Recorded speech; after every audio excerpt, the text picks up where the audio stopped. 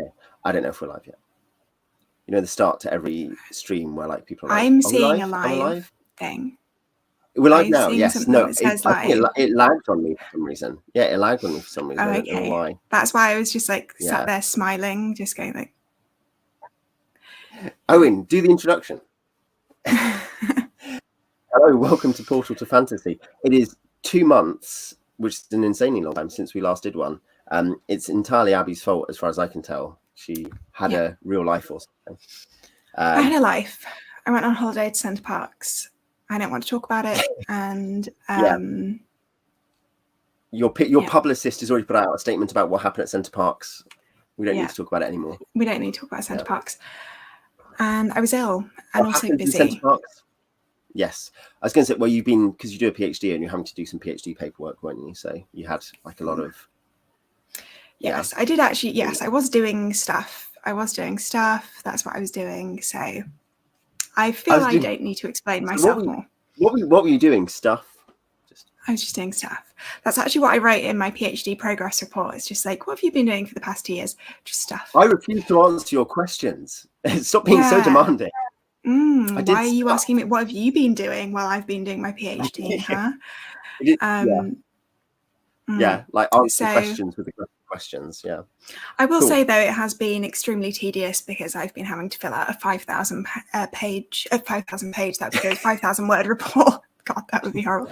5,000 word report about literally just saying what I've been doing, and it's very boring. So necessary but boring. So. Yeah. Well, it's done now, so you're up to date.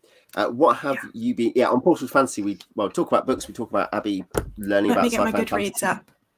You are no longer a neophyte. You have actually read like a bunch of sci-fi fantasy books. Yeah, I kind of feel like I can't be like, oh, I'm really new to fantasy now, because it's like I've actually read enough of it that I feel like, particularly sci-fi as well. It's like you've read lots of sci-fi, comparatively. Well, lots, Yes. But in more edifying terms, what recent book, before we go back to like some main topics, what recent books have you been reading? What high literature, great literature have you indulged in? So I've actually been ill this last week, so I did not do very much reading at all.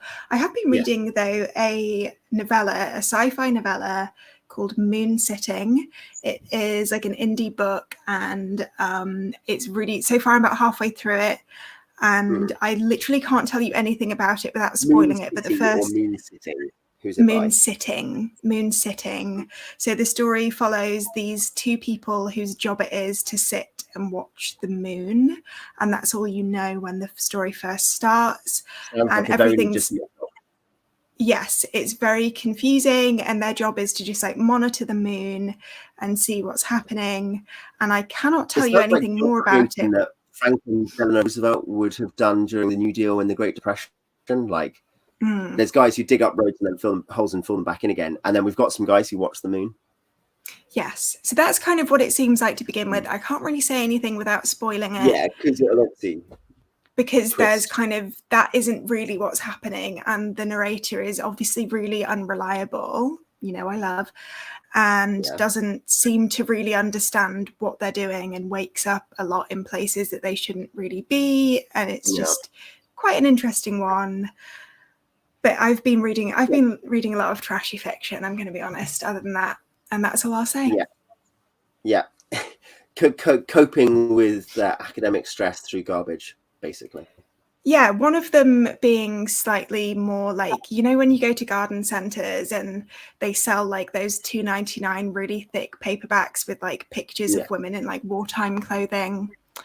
Yes, one of them was like one of those. Yes. One of them was one of those. Another one was like a very like standard Regency romance, in the sense that like I've noticed a lot of Regency romance follow a very distinct story style, narrative style, writing style. It was fine. It was easy to read. I read it in like a day. It wasn't great. I wonder whether Regency romance as a subgenre hasn't learned the wrong lesson from Pride and Prejudice. They're like, man, we love Mr. Darcy. Mr. Darcy's mean to Elizabeth. That's the plot of the book. And that, of course, is not really the plot. The plot of Pride and Prejudice is both the Pride and the Prejudice. Right. Also, there's a lot of other stuff happening in that book. Yeah. There's actually a world going on behind it. Whereas if you're only talking about your two main characters, well, hey, and they never seem to leave the house. Has more characters. Abby has written a Regency romance called Odia and Maria. Yes, and lots of people who don't like Regency romance have read it and said they enjoyed it because they've read it and said it was adequate. They said it was adequate. They said it was tolerable, and it's a character story. That's what it is. It's a character story. So and if it's you funny. like characters, it's also it has the shape of a farce, doesn't it? It has yes. Also a bit of a tragedy. It's more of an emotional tragedy than a literal tragedy. Yes. But also maybe it's not tragic. That's for you to decide. So yes, I actually have put a review up on Goodreads. So there you go. Go look at that. People should feel free to. And I bought a copy. I believe you started off your review saying that it was a strange I should actually have it here. I also should. I did. It is a strange book. Yeah, well, you should. The blurb should say this is a weird book. Yes. Great. So you have done some. Well, my recent reading. I'm in terms of fiction. I finished The Martian, which was quite good. I've restarted a reread of Mort by Terry Pratchett, and I'm reading H.P. Lovecraft, who has never met a slightly Baroque adjective he didn't love. There you go. He's actually here. Let me. I'm going to open a page, not a random. I'll just open the page I'm on. Oh, I thought you were like, he's actually here with me right now. Lovecraft. I've summoned him from beyond. Yeah. He slipped wholly out of sight before Carter could speak to him, and sailors later said he had come with a yak caravan from some point not well determined, bearing the colossal and rich-flavoured eggs of the rumoured shantak bird to trade for the dexterous jade goblets that merchants brought from Ilanek. Wow. There you go. Descriptive. Yeah, lots of description. I really like him in lots of ways, but it is something where I'm like, I've just opened to a story called Rats in the Wall, and anyone who's read the story Rats in the Wall knows there's a character whose name I will not be saying on stream. I saw the horror and unwholesome antiquity of Egypt and the grisly alliance it has always had with the tombs and temples of the dead.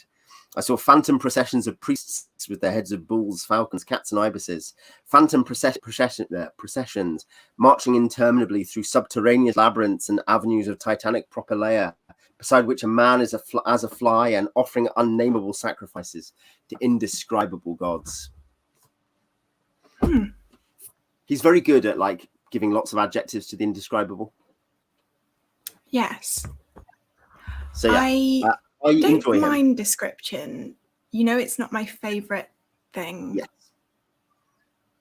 Particularly of people. I've got to be honest. I'm not a massive fan of it because it's like the second I know a character's in a book, it's like I've already decided what they look like. So she was a woman in her 20s wearing a pink dress with a kind of slight sort of ruffle effect. So you said this is pink tea. I always say this is orange. I always say this is orange. Is it really peachy? Thinks it's pink. Can we compromise? Is it peachy? Might be, more of a peach. Because peach is pink-orange, right? So maybe that's where we stop. Depends on the peach. Her hand moved dexterously as her headphones wobbled. I would have said elegantly, but yeah, sure. Elegantly. Go with that. Yeah. Yeah. So that's what I've been reading. I like Lovecraft, but there's lots of description. I like Pratchett, obviously. This is my worry about starting Lord of the Rings, because it's like, my problem is, okay, here's the thing. I like books with really nice prose, but I also don't like books where I'm just like, oh my goodness, just shut up already. Do you know what I mean? And it's very hard to find a book that sits somewhere in between that, because a lot of books that are quite easy to get through and like the prose are easy to slice into and they're nice to slice into. It's like, they're not very pretty, but then the pretty ones, it tends to be like 3 pages and you're like, okay, I get it. We're looking at a mountain, but can you tell me something? Lord of the Rings isn't really environmental. It doesn't really describe people very much. It's literally very environmental. It's something, some people hate that. They're like, I don't care about this world. Just tell me about the story. But yes. So I suppose I can always skip over it, right? If I don't, if I'm not enjoying it. If you listen to audiobook, you can just have it on in the background and not worry about it. That's true. Yeah. But then what if it's really nice and then I'm like, oh, actually I want to be like highlighting. Yeah, you were saying you're worried that you'd enjoy the kind of the style too much and then be resentful of. It's like I've had this problem with God Emperor of Dune, is that I'm like, ugh, I feel like it was a mistake to get it on audiobook, because actually there's quite a lot of stuff that I'm like, oh, I want to note that down, but it's like I'm not going to sit there and write it out. So I was going to say, Matt. Whoops. Okay, it's not as indulgent as Lovecraft. Okay. No. I would agree. It is very much not as indulgent, Matthew, as Lovecraft. I think that's because Lovecraft is almost so much the effect he gets is through prose style, which means that he's doubling down on this incredibly intense and overwrought thing. It does also mean that, like, when he's publishing serially, you get long periods of repeated description at the start of the next chapter. So that just in case you didn't read the last magazine and you're like, I'm reading this in a book. Literally. Okay. I've read this description already, and this entire kind of like insane, like crazy plot description. But no, I wouldn't say Tolkien's indulgent. I'm a big defender of his style against people. One thing people are like, oh, it's very outdated, which I think is very misleading. But someone who is terse, but very, very, very, very effective at description. You can talk about Shadow of the Torturer. Yeah, it's Gene Wolfe. Yeah. See, you knew where I was going. We brought it back. Yeah. So yeah, you finished a couple of fantasy books, well, a fantasy and a sci-fi book, technically, that you finished recently. You finished Neverwhere, and you finished Shadow of the Torturer. Well, I've also been reading God Emperor of Dune. So I'm actually kind of, I don't know, I guess you could say I'm like into sci-fi now or something. Yeah. I prefer ones that, I prefer a character-driven situation. So what I'm discovering is basically it doesn't matter what the genre of the book is. If it's character driven, I'm going to enjoy it. I like a good plot, though. I do like a good plot, and that's something that I do feel is combined in Shadow of the Torturer, is very heavily character driven. The only thing that I would say about that is the ending was a bit like, oh, okay. It just kind of ends. I think it's not unhelpful to think of it. And partly there's a reason, I think one reason in both Britain and America, but particularly Britain, it's obviously often published as a first 2 books in the tetralogy. But also it wasn't quite written as one in the sense of like Lord of the Rings was basically written as one and then it was turned in. Whereas there was a degree of process and work in Wolfe writing the Book of the New Sun. And you see that he talks about that in Castle of the Otter, which the last book is called Citadel of the Autarch. I didn't actually realize this, but the last book is called Citadel of the Autarch. And it started getting advertised. Imagine like an Amazon pre-order page, but for Castle of the Otter. Oh. Which sounds like an amazing book. Imagine there's a book about an otter who had a castle. And so then did he write something called Castle of the Otter? So he wrote a book about writing called Castle of the Otter. Oh, okay, that's a good title then. Yeah, that's fine. You'd probably appreciate it. But yeah, so I think he wrote it as a continuous narrative, not as like, okay, I've turned in book 1, I'll get to book 2. And I think that does mean that the transitions are sharper than they are in like some books where you're like, okay, well, that's just the whole first volume. Yes, because you really build towards something at the end, and there's lots of like, oh, what's going on here? And then it just kind of is like, oh, now we move on. It's like, oh, okay. Yeah, sure. And partly that's a genre thing for him because he does it's a picaresque. It's an adventure where they go to lots of different places and see lots of different things. But also, he obviously is a bit of a griefer. He quite enjoys like finding an odd, stressful moment and like closing on that or moving on that. So, because Shadow ends, this is a spoiler, but it ends at a point where they're leaving a city and then just like chaos ensues. And that's kind of just the end of it. And there's lots of like, oh, they're a traitor. No, and that kind of thing, you know. Yes. Oh, okay. Yeah, I think right. So that's he does interesting. Yeah. I was going to say because yeah, she just kind of like, I wouldn't say she like disappears out the book. Well, I mean, she does literally, but it felt like the first half of the book, or like the first third, was so intense about that relationship between him and Thecla. and it felt like that was going to be the whole book, was like building up about what's happening with her, and then it's just like, oh, she's gone. It's like, oh, okay. It's part of the scene. Yeah, I think he does talk about that in Castle of the Otter, and it isn't an uncommon mention. Matthew has said this is not a spoiler, but it's it's complicated. But it's complicated because I still don't know what is real and what is not real in this. The thing is book. that though it can be overstated, you have to get used to the idea that what Severian says sometimes only vaguely approximates, not the truth. Because I'm for people who are into like Wolfe reading, I'm very much I agree with Neil Gaiman, in fact, on the note of Neverwhere, that you can always trust what Gene Wolfe tells you. So he then adds, you can do not trust him further than you can throw him. Like you can trust it. It's true. So I don't go for the whole Severian is lying about everything kind of theory. I think partly it'd become impossible to read a book, but also it doesn't really track. Severian is the hero. He is meant to do good things. Is it more of an omission than a lie kind of situation? And confusion. The fact that sometimes he'll say the same thing. He'll mention the same thing in different ways, or he'll say, I've got a perfect memory. Some of this, Liam, our friend Liam, will be able to speak to this, but some of this gets picked up a bit in the sequel, the actual sequel, the coda, Earth of the New Sun, the 5th book, basically, which kind of deals with some of the ideas like what's going on with Severian's memory. But that wasn't necessarily what Wolfe had in mind when he wrote the first tetralogy. I think possibly Simply Spoken, I know I did finish Book of the Long Sun, books 1 and 2 out of 4, which is possibly as good or better than Book of the New Sun. It's different. It has a different style. He's a very flexible writer. Very different narrative format as well. Incredibly good.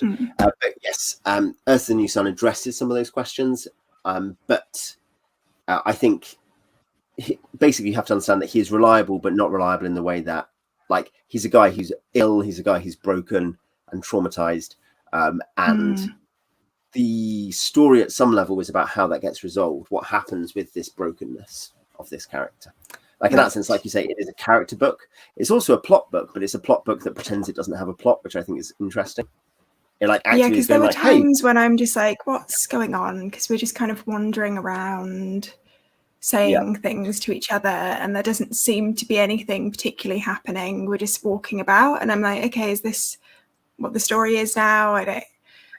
No, and I think one reason you've got to continue on to Claw of the Conciliator is because I don't know what people who are watching think, but I think basically reading Shadow is a really good book, and some people are like, oh, it's an amazing book on its own, and it is, and it's really interesting, and you can tell there's depths, like what's going on in the botanical garden, what on earth has been going on with Agia and her brother, and the thing to do with the clothes shop, and the fact they go on like a ride around town in a cart and pick up a magical gem, and then they go to and have a duel, but it's all a trap and betrayal. Like obviously there's weird stuff going on, but it actually gets a lot more confusing before any resolution happens. You end up being like, at the end of Claw of the Conciliator, the back half of this, you are like, okay, I understand there's layers within layers and stuff, but I'm more confused, not less confused. But that's not a bad feeling. I can't remember if this thing is resolved, but I remember like towards the end of this book, maybe like the last third, there's like a new female character who comes in. I can't remember her name,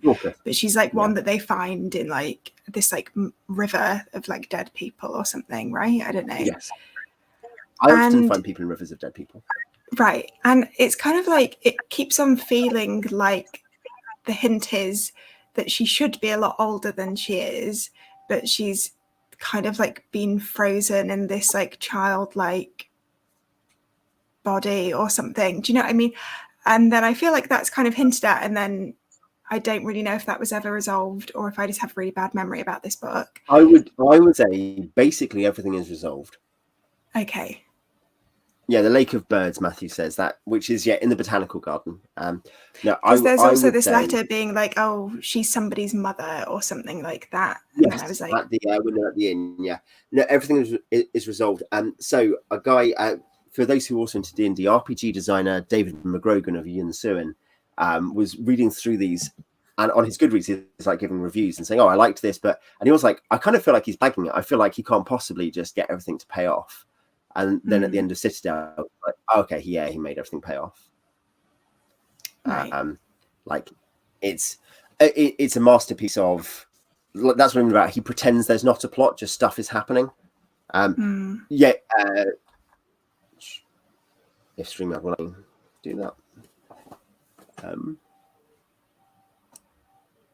Yeah, it's not resolved in the first novel. I mean, I think it is reserved over everything that is the first novel. Virtually everything significant. Virtually everything significant is introduced in the first novel, but often in shapes and in ways that you will not recognize for a long time, and is resolved at the end of the fourth novel. I'm probably, before I read the next one, I probably will have to read a summary of what I've read in the first novel. I feel like it's going to be one of those books. Whereas I'm finding with the Dune books, they're just all so different that it doesn't really seem to make. There is a weird way in which you could read, like, maybe not so much Messiah, where I think you'd be like, this is a really weird short book. But like, certainly Children of Dune and God, Emperor of Dune, you wouldn't even... They're almost independent. You could almost be like, oh, I found it in a shop and I read it, and I didn't really get all the stuff, but you could probably... maybe less so with Heretics and Chapped House. There's an interesting thing, Herb died before writing the seventh. It was basically going to be a septology, I guess, or a trilogy and a tetralogy. Okay. Because in terms of the time jumps and stuff, and he died before writing the seventh. Eventually, his son and the very respectable author Kevin J. Anderson have written a lot of not particularly respected sequels. Yes, I've heard about those. But they did eventually write Dune 7, which was meant to fill in the gap between Chapter House and other stuff. Which is a hard thing, because I think unless somebody has a very distinctive writing style in which they plan and map out everything that's going to happen in a book before they sit down and write it, then it's like when people try and fill in Sanditon and the Watsons, Jane Austen's books. It's like, I don't really think you can do that very well. Even if you can write it in her style, you can't say what her story was going to have been. I do think style is an important point, because a really successful example of a completion by another author, not a cooperation, but a completion, is Brandon Sanderson finishing Robert Jordan's The Wheel of Time. But then Sanderson and Jordan both have really quite neutral styles, like in terms of that they're not particularly heavy, overbearing stylistically. So in that sense, he brought him by the Widow and had notes and had maybe like 10% or 5% of the books written. So he had like a base to work off. And I think that is generally considered. I think, in fact, people are often like, so Jordan was starting to turn around this 14-book series. Near the back end, he'd started to turn around the slump where there's like a really draggy bit. And then Sanderson really finishes it well. But I don't think you can get away with that with lots of authors. Another author that you could talk about that with, though, is Tolkien. So the posthumous stuff is all edited by his son, Christopher. And two of his sons he talked to a lot about Middle-earth, Christopher and Michael. And Christopher, have him to thank for the fact there is like a functional, workable ancient legend section of the Lord of the Rings universe, the Silmarillion, and all the other stuff. And you could say, oh, surely it's just his dad's writing, but you realize in the editing that he is picking stuff, he's choosing stuff, he's stitching it together, and you're like, okay, there is a real collaboration, but it's from a guy who understands it from the inside, who since he was a child has heard these stories and talked about them with his father. Like, it's something which none of us have with Jane Austen in your example. But I think to go back to Wolfe, I think there's lots of things, as you say, not like Dune, which is more standalone. There's lots of things that he starts with, which I can't even say, oh, these things are really important. I guess I could say, oh, all the characters you have are really important. That's obvious, but I don't think I could say much more, because things keep being put through different lenses, and you learn more about what they are or who they are, and all the way to the conclusion. And I think it would be, it'd be spoiling that to be like, oh yeah, this person's important because of this arc, I think. Well, I know one thing we did discuss by WhatsApp while I was reading it was the whole, I could not work out whether the representation of the female characters in the book was just like, yes. Yeah, I enjoyed reading it in that way. I think also it's a way of Wolfe trusts your intelligence. That's one thing. He trusts his readers are clever. And they're going to be. Actually, trust helps people become better at reading. But I think part of that process is us trusting Wolfe. There's like a mutual thing where he's like, no, you can get this, but you've got to stop requiring I like baby feed you. So we were talking. The women. I mainly because. No, you go. I was just going to say mainly because while a lot of it did really match up with the protagonist and his obviously very strange attitude towards women. I say strange in the sense that kind of like he obviously has kind of like, I wouldn't say like derogatory, but like kind of like what you'd say like, oh, that's quite an objectifying view of women. But he seems to, I don't know, kind of like be fascinated with them in a way. It's very hard to explain. He has a very strange way of viewing women. So on the one hand, this representation of women in the book, it could be that it's just the protagonist and his very strange narration telling us this. I mean, what I mean by that is like when you would have women who are just like randomly walking around and they're just like grabbing his hand and shoving it on their boob and stuff. And to me, it was like, do women do that? I don't like. It was just like such, and the fact that both of the women were kind of like suggested to be in this way, this kind of like innocent but also hypersexual, and specifically about him, and just like walking in front of him and dropping their clothes to the floor without there having been any suggestion before that there was something. You mean Adji and Jolenta, don't you? When you said both women. Is it Dorcas? Is it the one that they got from the river? So she seems to be a little bit more like demure in this sexuality, but he's still constantly talking about basically like her boobs and stuff all the time, and kind of like, like, oh, you can see her nipples and like all of this. Yeah, this kind of sort of stuff that I'm like, I can't tell if it was like very distinctly put in to try and add a layer to the character and have him be this kind of objectifying guy who's maybe viewing women in a way like that, or was it just of the time, because books aren't written in a vacuum, and this book was written at a time when that would have been like really normal to have representations of women as like either really innocent or like hypersexual, like nymphomaniacs. I think it's let's say it's complicated. This does get discussed, mostly actually about Severian, which I think is interesting because it indicates that like it's most strongly present with a character who is depicted as having traumatic relation or traumatized views of women, basically. So I think there's a good episode of the Rereading Wolfe podcast fairly early on, actually, which a couple of female scholars are brought on to talk about it, and they're actually quite pro Wolfe, and I don't think read it like as negatively as you could, but I think it's fair. One of my readers, Parameter, has talked about how that's his kind of issue with not that he's like Wolfe is sexist, but just like I struggle reading it because of that. It's tough. I think it definitely is partly Severian's character. Because there are parts that really do read that way to me, like his description of sex in this like extremely violent way where I can't remember which female character it is, but he basically likens it to like something about how loving someone is torture and torturing someone is love. Right, and he basically kind of describes like impaling her, like that's the way that he describes sex in quite like violent. In like quite violent imagery, which feels to me like that was obviously done because the character has a really messed up personal history.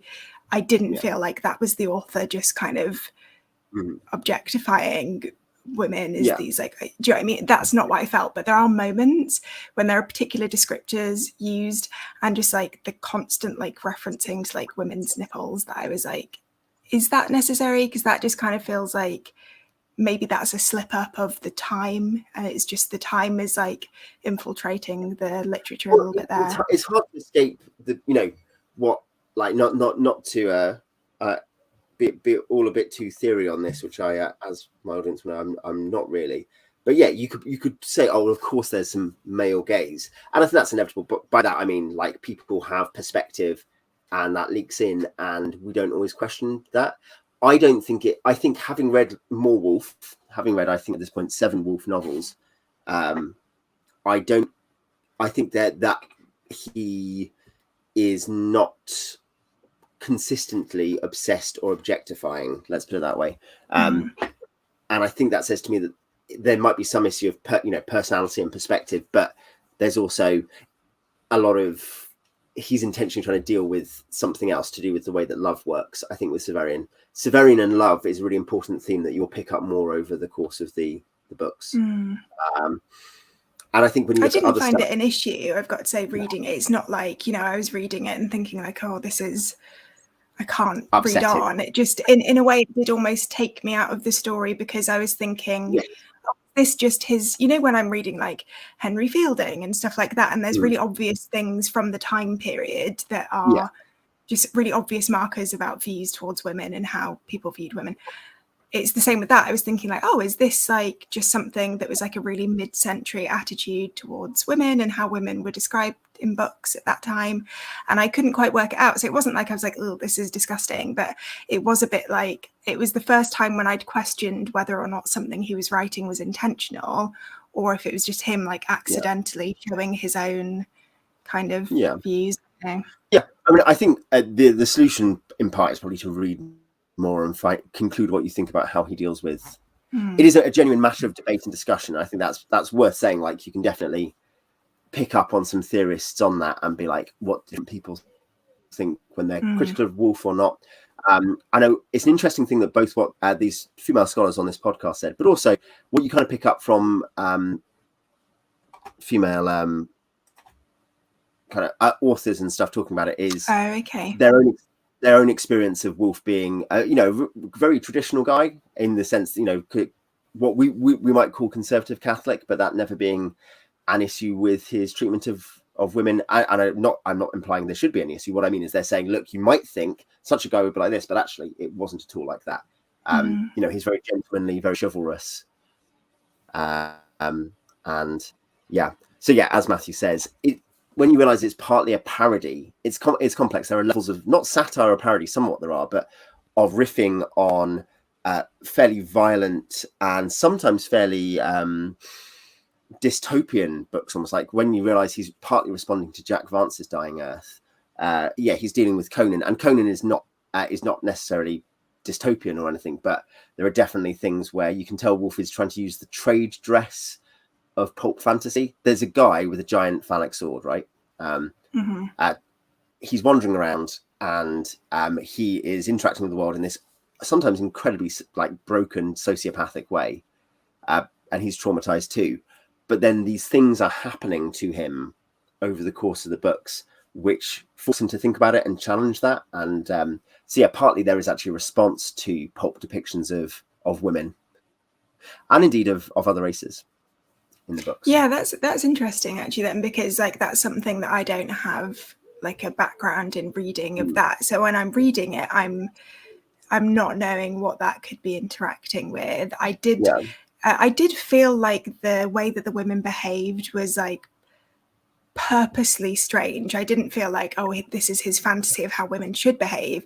It was like this idea that women would just like grab your hand out of nowhere and like shove it down their top, to me felt like he was purposely doing something with these characters that was meant to be showing something either about the protagonist or like the whole story. And I kind of felt that it was purposeful, but I couldn't have placed what he was doing when he was writing stuff like that. I feel like, I know you've got Anno Dracula on your slate as well in terms of sci-fi fantasy, but I think you should definitely get Claw of the Conciliator and push on to that. What I was going to say, another thing, maybe, and we'll maybe briefly then talk about Neverwhere after, but you'd also talked, because we've just talked about, we said, oh yeah, it was really good, this was good. And then we actually have talked a long bit about like this complicated bit. But something else you said was how much you appreciated the writing craft. And like you felt like you were saying it wasn't often you felt like you were learning from a modern book how to write well, but you did feel that with Shadow. So what would you say about that?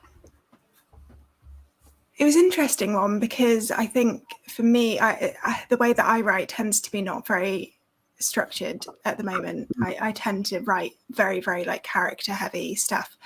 So then I was reading a book that felt like it was very character driven, that at times felt like there was no plot, and yet I felt like the structure was purposeful. So that was very interesting for me, to be reading it and feeling like, oh, this is just kind of meandering all over the place. And then when you come to the end of it, you feel like, oh, okay, actually, I can see why we've done all of these things in that particular order. That was a nice kind of thing to go through as a reader, and left me feeling like, oh, okay, there's definitely things that as a writer I can take away from that, because it's kind of leaving your reader feeling a little bit bewildered, but then at the end they can see why everything has been the way it is. I think is a really good skill that I think it takes. I can read books and think, oh, this is really well structured, but it feels really obviously structured. You feel like everything is being sewn together really, really tightly. It never felt like that. It only felt like at the end of this book that I realized that actually it had been very intentionally structured. He kind of like sneaks it up on you and you don't realize how planned the book is. Maybe I understand why, and I don't like it's. I don't want to sound too precious or hipster about it. I think Wolfe is like the great post-Tolkien sci-fi fantasy writer. And by that I mean, because I think Tolkien is one of the great writers. I don't mean like great sci-fi fantasy, I just mean great writers. The point is, what I'd say Wolfe is too. Wolfe is standalone. Like you could read him and read no other sci-fi fantasy, I think, and you'd be like, oh, okay, this is a great writer. And he's a great craftsman, and as you say, partly there is a great deal of him he's a great craftsman who doesn't show you his tricks. Like there are, and you haven't you haven't really got very deep into it. You're at the shallow end at the end of Torturer, like where you realize that there are things, there are recursions and loops and gyres and callbacks and everything else, all these things where he is like built all this up for by the end for 1,200 pages, and you're like, okay. And in that sense, it's a picaresque like Tom Jones, but it is structurally not at all like Tom Jones, because it actually has this beginning to end structure where, albeit he absolutely did go back and rewrite stuff. And Matthew saying about the novella was he started expanding a novella and then was like, oh, I'll write a short novel, and then was like, oh, I don't think I can write a short novel about this. I'm going to write a couple of novels about it. And then in that sense, much like with Lord of the Rings, the tale grew with the telling, but there was also a really efficient process of editing, which has, I think, left it feeling very coherent. And I think that's the same as far as I can tell with his other books that I've read as well. And the prose style is really beautiful. I've got to say, like it's not often that I'll read a book that's been published. The Gene books, I do this a little bit with as well. But most things from the 20th century, I'm just kind of like, I read them and I enjoy them, but I don't sit there highlighting all the different lines and think, wow, that's great, I want to use that. Because I basically highlight stuff in text that I, as a writer, want to come back to, so that I can be like, okay, I loved this. How can I try and do something like that myself? And yet, this book, Shadow of the Torturer, had loads and loads of bits that I'd highlighted, because I just thought there were some really like just beautifully worded things, and also thoughts. There were some thoughts in there that felt like they were bigger than the story itself, and they were just more generally philosophical.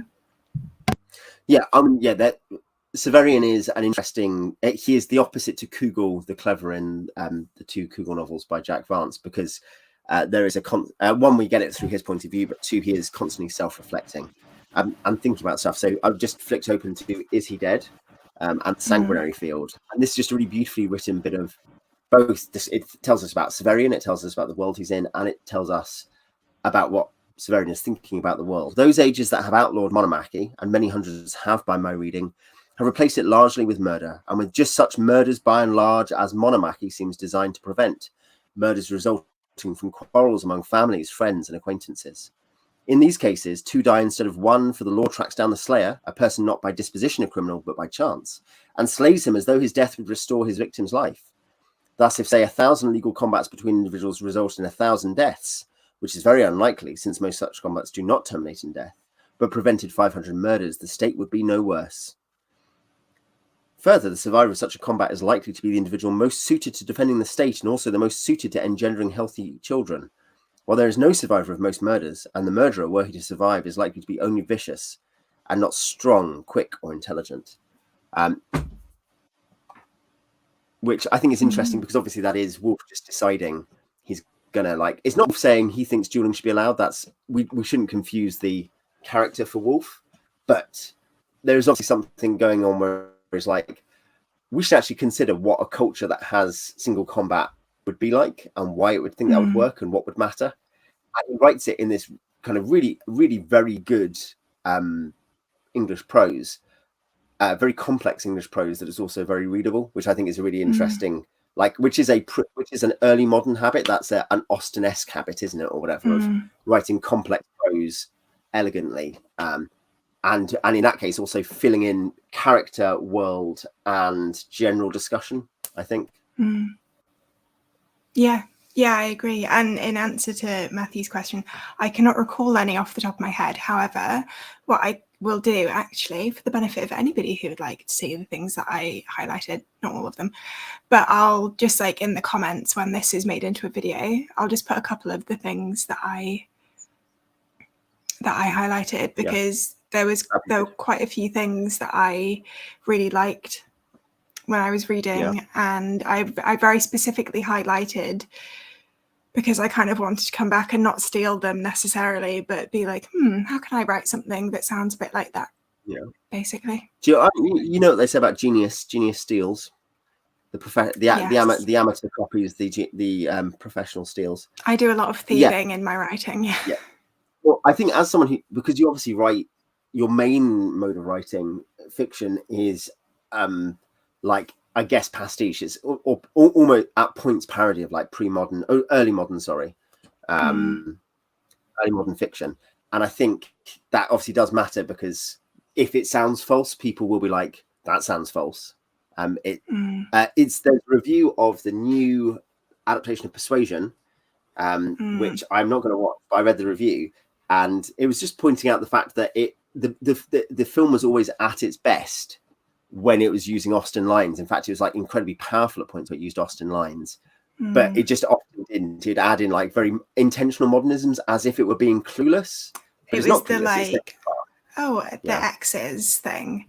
Yeah, indeed. Yes. I've not watched it. Matthew, I haven't watched it and won't watch it, but I thought the review was interesting for pointing out that it had a tension between wanting to be authentic to the past, but not. And this was why Bridgerton consultant was like, Bridgerton would ask me, are we allowed to do this? You know, and I think that's interesting. So we're not talking about someone who was obsessed with like every bit of period of veracity, but was like, I have been brought in by another modernization of Austen, and I think the thing is that the language is one of the things that is so, I don't know, intoxicating about Austen. And actually, to be honest with you, I think and about Wolfe. Like, how could you copy a Wolfe book? That's the question. I don't think it'd be very hard to study it a lot. I think to copy his style. You'd have to sit in it. Well, this is like what I did with the book that I wrote, was literally me going through all of the notes that I'd written about Clarissa and the things that I really loved, and then just being like, okay, how can I make a chapter out of this like passage that Samuel Richardson wrote that I just thought was incredible, and let me try and expand on that into something of my own. But I could never sit and write another book that is different to his book that also sounds like he wrote it. I could never do that because I wouldn't be able to write his prose. I think there is a thing there about the way, and this does definitely connect to Wolfe, but the idea that the way we reformulate tradition, and that tradition is a continuing. Traditio means to pass down, doesn't it? So the idea that there's this continuation and reformulation, the fact that the canon, tradition, whatever you want to call it, I don't think at least is about regurgitation, but about even recapitulation, but about reformulation, about the constant rebuilding. I've quoted this Eliot line to you, but the idea of purifying the dialect of the tribe, the idea that Eliot understood himself as trying to come up with a poetry that could work, that was connected to the past, but also worked for the present and the future, and would be replaced in time by other things in the future. Matthew, your point there is that, because Wolfe is such a rich, heavy, strong writer, I think it might actually be easy to be captured by his characters into thinking this is just the author.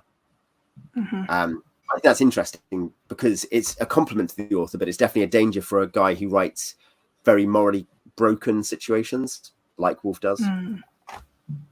Right.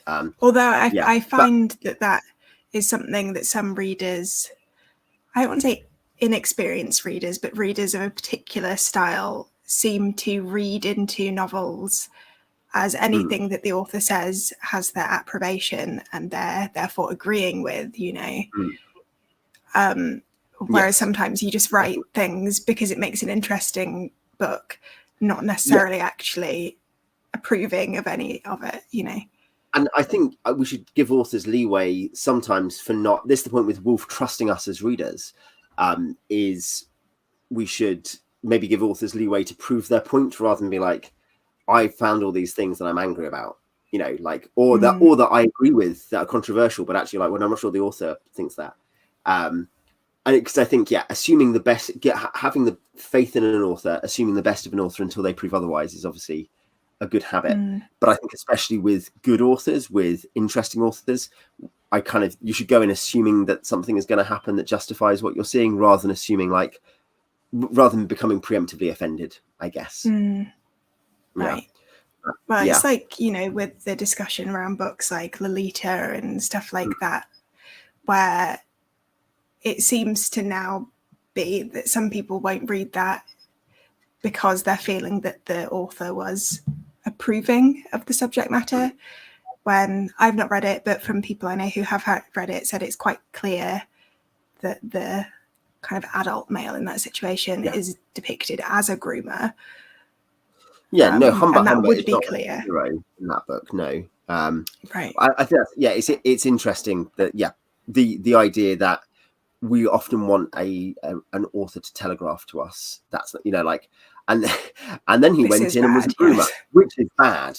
Just to be clear, footnote: I personally disapprove of such grooming.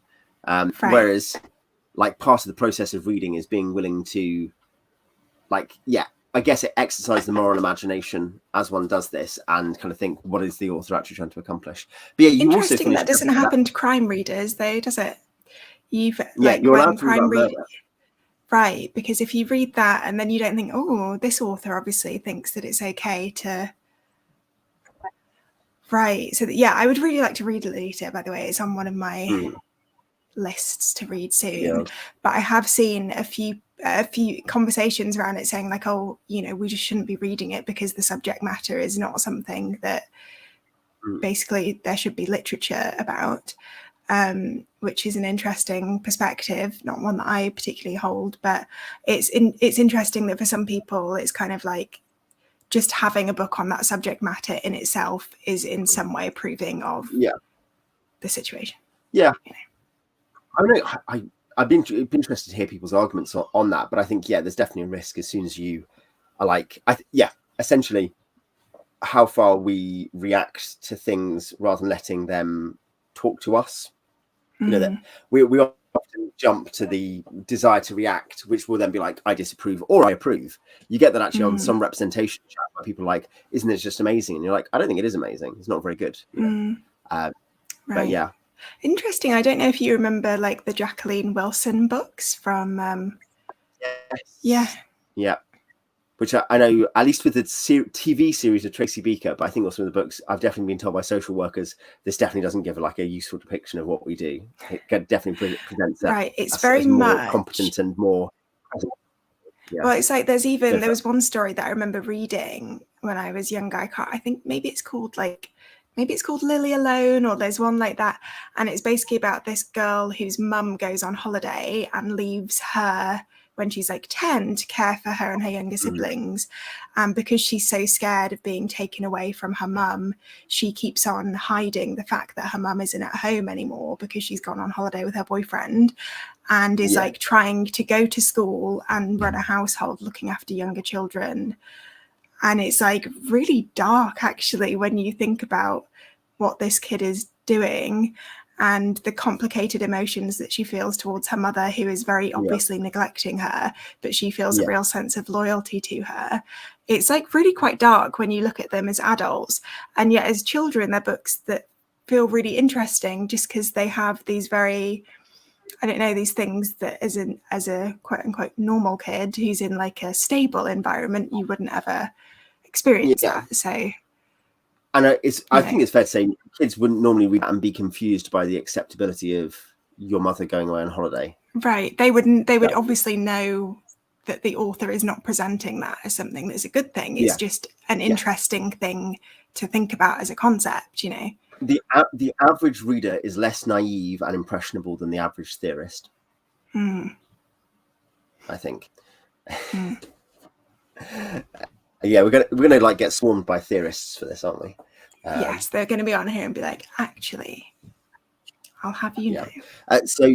Neverwhere. So that Neverwhere is, I think Neil Gaiman must be about as opposite a writer in some ways to both Wolfe and Herbert as possible. Yeah, I mean, if you're just talking about depictions of women alone, it's like, not that that's something that I feel like whenever you say that as a woman, that it's like, oh, here she goes, come on then. But no, like genuinely, God, feminism. If you take like the women as they're depicted by Neil Gaiman against how the women in Shadow of the Torture are depicted, it's just like a completely different style of book as presenting the characters, because apart from the really obvious villains in the story, there aren't many people that are massively morally complicated. There are people who are like not great. They're a bit like dawdling around and they're maybe a little bit selfish, but maybe Jessica, she's not like in the underworld, she is above, and she's this kind of like very hard-nosed, annoying, isn't she? She's just unreasonable. She's not horrible, she's just kind of like, she's got engaged to this guy who isn't really what she ever wanted in somebody, and she's trying to mold him into being the perfect man, and whenever he's not doing that, she's annoyed with him because she has really, really high expectations of what she wants in a partner in comparison to what he's offering. That's not really, I wouldn't say that's morally complicated. It's just something that unfortunately real people do. I was going to say, you're probably right that basically only Islington comes across as at all complicated in that sense. Everyone else. So in a way, the story is more of a plot story, much more so. Not a bad thing. But also, prose style wise, like Gaiman, basically the wrong end of Gaiman is tweeness, like bibbidi bobbidi boo kind of like writing style.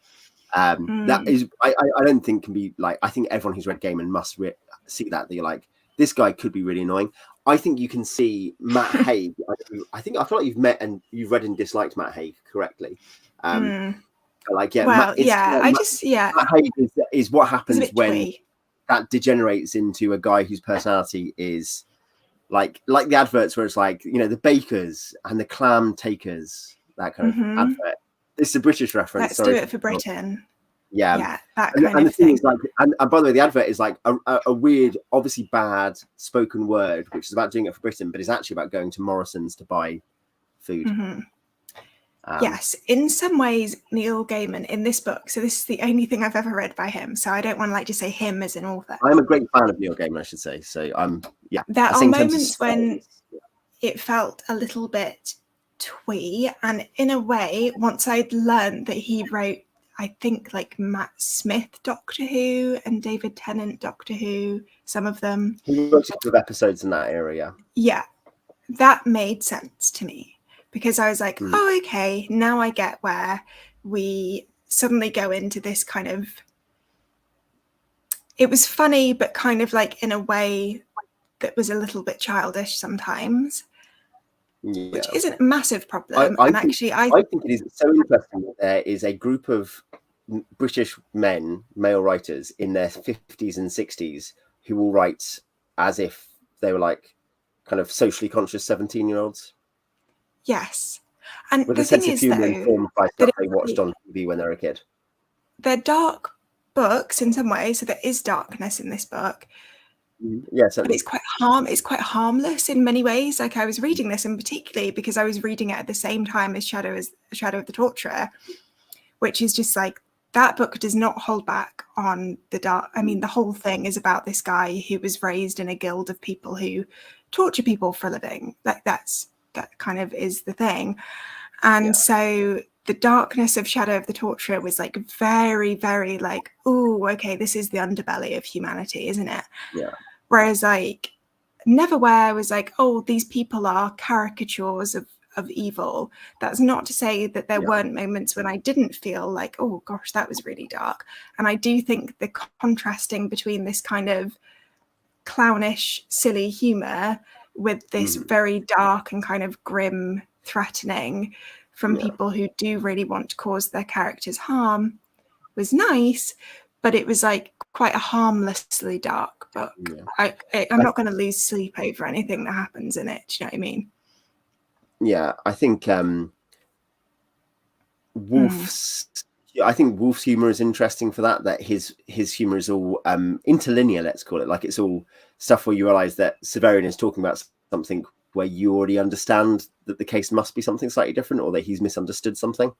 Like, I think the humor often comes from a fairly subtle juxtaposition in Wolfe, which you have to be tracking and paying attention to. Whereas, I'm not sure. Gaiman is probably the best writer of that type. Like, as I've read lots of his books, I also read the Sandman comics, and I've always loved them, and I'm a massive fan of them.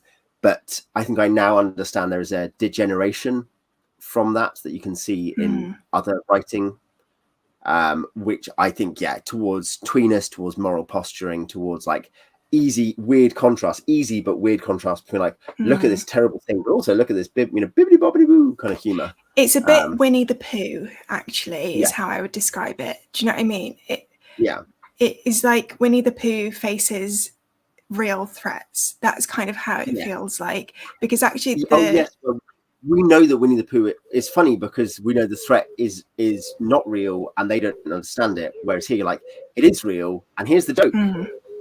Yes.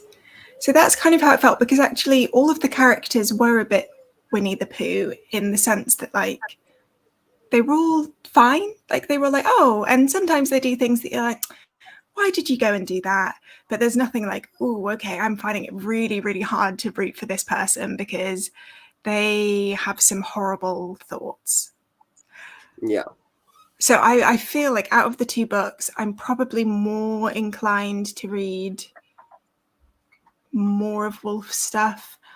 As for an audiobook, I found Neil Gaiman's Neverwhere great. And actually, he reads audiobooks really, really well.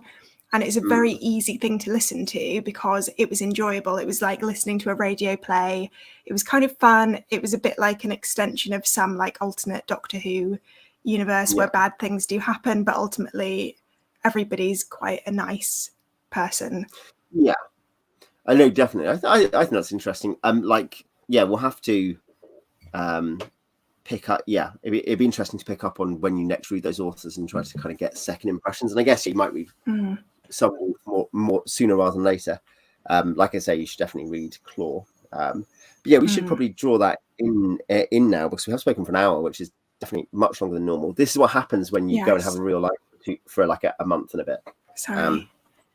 And also the thing is that I'd kind of forgotten about what I thought about these books until we started talking about them. Then I'm like, oh no, now I remember I had thoughts about them. Really? So there's plenty to talk about it.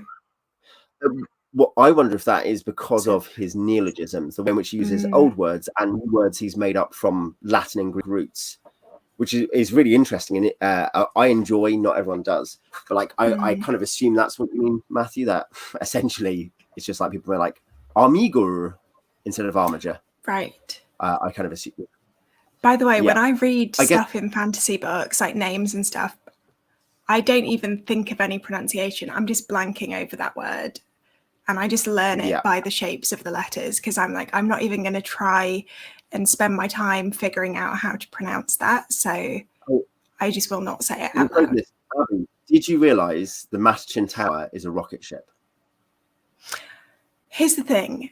I would not have figured that out if you all had not hinted so heavily about it, because I take things at face value.